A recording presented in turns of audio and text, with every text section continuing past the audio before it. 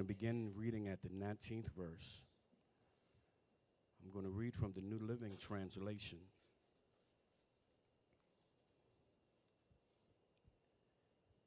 And it reads as thus.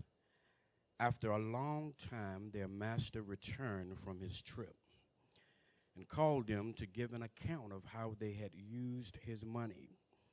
The servant to whom he had entrusted the 5 bags of silver came forward with 5 more and said, Master, you gave me 5 bags of silver to invest, and I have earned 5 more.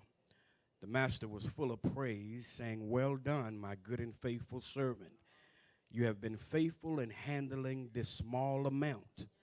So now I will give you many more responsibilities.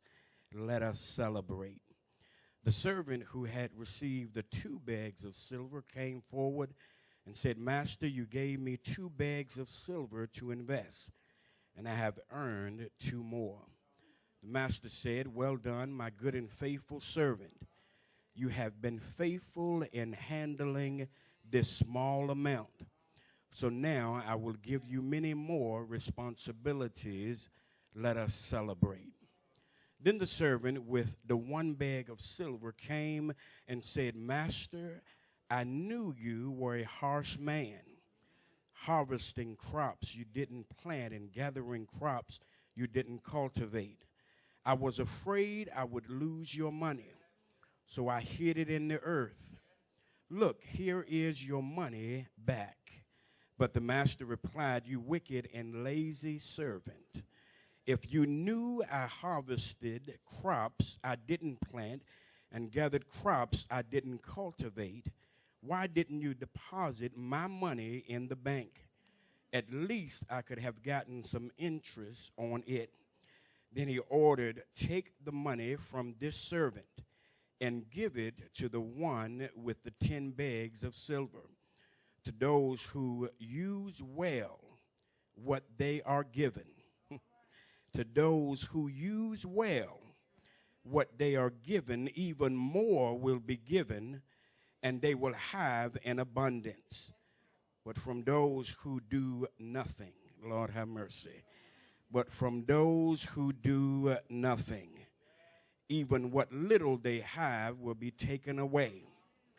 Now throw this useless servant into outer darkness, where there will be weeping and gnashing. Moments the Lord and I would like to use as a subject or topic, doing your best for God.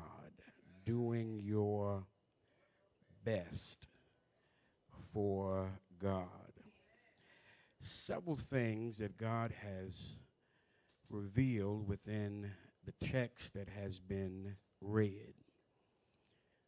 One, it talks of accountability, which is having that obligation to accept responsibility or to account for one's actions. Secondly, he shows us and reveals that of worthless servants, lazy servants, as the text declares, those who do nothing. Thirdly, he reveals to us that the importance of serving the king while he is away. Question today is that if God would physically meet us and discuss our accountability of our service to him, where would we stand? If God were to account our accountability to him and our service to him in his kingdom, would he give us a pink slip this morning? Or would he give us a promotion? Because in the text here, the real focus, and I know some of you probably thought that all this talk and about the money he gave, and it's something about money, but it's bigger than that today. The real focus is on accountability of your responsibility. In other words, did you do your best to get the job done? Or did you make excuses? And what you have to realize is that you cannot base your responsibility according to someone else's responsibility. What are you saying? I can't say that because you don't go to Sunday school, I ain't got to go to Sunday school. I can't say, well, they're not there at Bible study, so why do I have to be there? Because each and every one of us are accountable for our own selves to God. See, the bottom line is that do we give our best? Or do we accept being that of mediocrity? Do we accept, in other words, being just mediocre? Do we accept not being very good? In other words, giving poor service to God. How many of you would remain in the restaurant if you had poor service? How many would go back again if you had poor service the first time? How many would take your car to the repair shop if they jacked it up and gave you poor service the first time? See, that's how many think today. That's how many see things, that I want to do just enough to get by. And that's what one of the servants here does in the text. He does just enough. He thinks he is doing just enough to get by.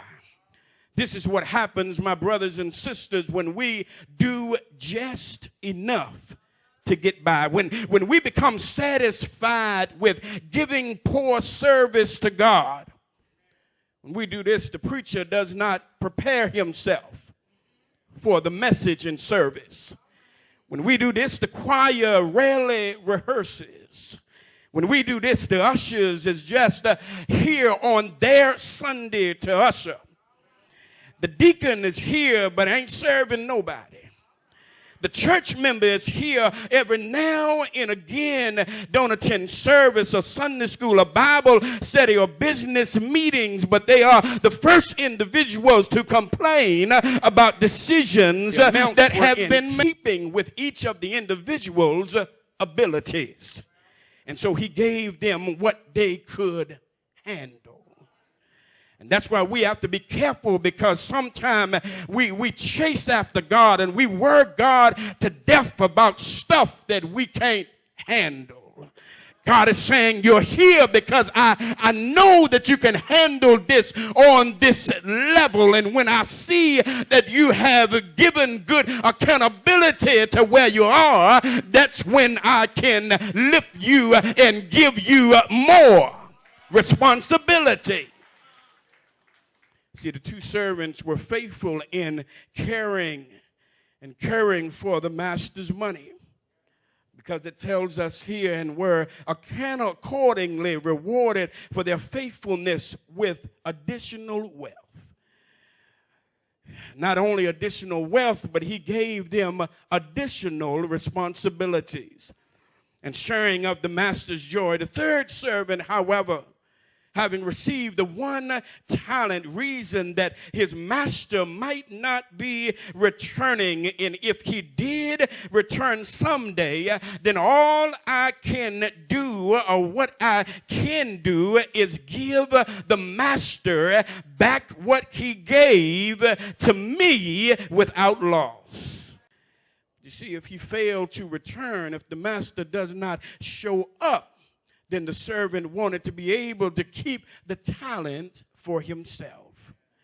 He He did not want to deposit the talent in a bank where it would be recorded that the talent belonged to the master. His reasoning indicated he lacked faith in his master. He proved to be a worthless and lazy servant, and he was not responsible for what God or his master had given him. And so as a result, he lost what he had and was cast into judgment. And so the parable here in chapter 25, the first one is of the wise and foolish virgins. And we see that parable of the wise and foolish virgins, these individuals stress the need for preparedness for the master's return. All of us in the house today, every day that God sends, we should be preparing ourselves for the master's return, because no man knows the day nor the hour that the Son of Man will appear. And so don't base your preparedness on somebody else, but baby, you got to make sure that every day God brings, you're doing your best to prepare yourself to meet him. So secondly, y'all quiet. I done made some folk hot, but who cares? Secondly, this parable of the talent stressed the need to serve the king while he is away. See, God gives each person a measure of possessions for which he will one day be held accountable for. And so you got to understand and realize that the gift that God has given you is your possession from God to utilize until he returns. Even your health and your strength is your possession from God to utilize until he returns. It's a sad day, my brothers and sisters. There are some Wednesday nights, Lord have mercy, there are some Wednesday nights when there is a member that brings another individual in a wheelchair, and we who have good health and good strength and feeling good. Well, I done made some more of y'all mad. The truth is the truth. Amen. When God has blessed us with financial blessings, that is your possession from God to utilize until he returns. That gift of teaching and preaching is your possession from God to utilize until God returns. And see, you are responsible and will be held accountable for what he has given you to utilize until he returns. See, our responsibility, my brothers and sisters, is to do our very best for God. It is for us to trust in God and walk in the victory that he has provided and the authority as well as the power of God. You have to understand that when you are responsible with what God has given you, the weak will begin to become strong. When you are responsible with what God has given you, when you yield yourself and yield what God has provided you with, then God will have it so that those who are losers become overcomers. When we learn to give and yield ourselves to the Lord, when we learn to be responsible with what God has given us, then the faithless will become bold. Then the disappointed will become optimistic. The disheartened will become hopeful. See, when we learn to use what God has given us and be responsible and yield ourselves to God and place it in God's hand, then the good will become better and the average will become superior. And the lost will find salvation. Because when we place ourselves and what God has given us in his hands, then you have to understand that you place yourself in God's will. See, when I fall into God's hand and yield myself, then I fall into God's purpose for my life. When I fall into the hands of God and when I yield myself to God and when I'm responsible for what God has given me, then in his strength and in his way is where my direction goes. You have to understand today that when you're in God's hand, that you're in those same hands today that were stretched there on Calvary. Those hands that were pierced and nailed to a cross. Those hands that were the hands of that person that died for our sins. You have to realize, but they were also the hands of those individuals, or though that individual that rose from the dead. All I have in my life, I've made it my business that I want to be responsible with what God has given me, all that God has provided. I understand today that it all belongs to him anyway.